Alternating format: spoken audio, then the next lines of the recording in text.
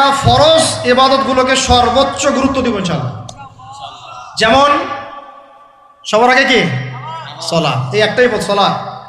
সালাত নাই ইসলাম নাই, সালাত নাই সে ব্যক্তি মুসলিম না। সোজা কথা শোনেন, সালাত অস্বীকার করে সে ব্যক্তি মুসলিম না।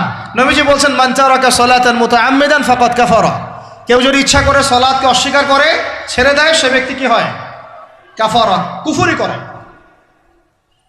সালাত না পড়ার কারণে ইমামগণ বলেছেন তাকে মুসলমানদের কবরস্থানে দাফনও করবা না।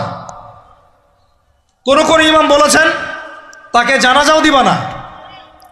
কোন কোন ইমাম বলেছেন তাকে জেলখানায় বন্দি করে রাখবা। কোন কোন ইমাম বলেছেন তাকে মৃত্যুদণ্ডের শাস্তি দিবা। আমি এমনি এমনি বলতেছি না, ইমামদের কওলগুলো পড়ে দেখেন। নামাজ না পড়াটা যেমন তেমন পাপ না তো, ইচ্ছা হইলে পড়লাম ইচ্ছা হইলে পড়লাম না এমন না। যারা নামাজি তারাও যদি নামাজে সচেতন না হয় তাদের জন্যও শাস্তি আছে। নাউযুবিল্লাহ। ফাওয়াইলুল লিল মুসাল্লিন আল্লাযীনা হুম আন সালাতিহিম সাহুন আল্লাযীনা হুম ইউরাউনা ওয়া ইয়ামনাউনাল মাউন। এখানে বলা হচ্ছে মুসল্লিদের জন্য দুর্ভোগ, যে মুসল্লিরা নামাজ সম্পর্কে গাফেল উদাসীন।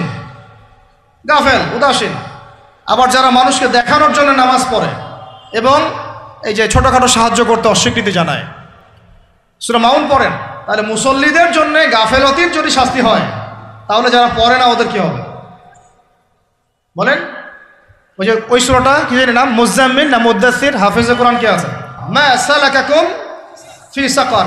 জাহান্নামে যখন ঢুকানো হবে এই ফেরেশতারা জিজ্ঞাসা করবে কিসে তোমাদেরকে জাহান্নামে নিয়ে আসলো, কি পাপ করছিলা? তারা বলবে, তখন তারা বলবে ক্বালু, তারা বলবে, ওই জাহান্নামীরা বলবে লাম নাকু মিনাল মুসাল্লিন। কি বলবে তারা? লাম নাকু মিনাল মুসাল্লিন, আমরা মুসল্লি ছিলাম না, আমরা নামাজ পড়তাম না। তাহলে বেনামাজির পরিণতি কি বলেন? জাহান্নাম। ওয়ালাম নাকু নুতঈমুল মিসকিন, আর আমরা মিসকিনদেরকে খাবার দিতাম না। সুবহানাল্লাহ। আল্লাহ পাক আমাদেরকে সালাত আদায় করার তৌফিক দান করেন। রমাদান মাসে শক্ত করে নামাজ ধরবেন ইনশাআল্লাহ, আল্লাহ পাক তৌফিক দান করেন। 5 ওয়াক্ত নামাজ চেষ্টা করব জামাতে পড়ার জন্য। যদি জামাত ছুটেও যায় তাও পরে জামাত করে নেবেন, সেটাও না পড়েন অ্যাটলিস্ট বাসায় পড়বেন। রাজি আছেন? তো এই জিনিসগুলো ফরজগুলোকে শক্ত করে ধরবো ইনশাআল্লাহ। রাজি আছেন? তাহলে 4 নাম্বার হচ্ছে রমজান, এটা কি 5 নাম্বার না? 5 নাম্বার রমজান মাসে ফরজ ইবাদতগুলোতে সর্বোচ্চ গুরুত্ব দিব ইনশাআল্লাহ। রাজি?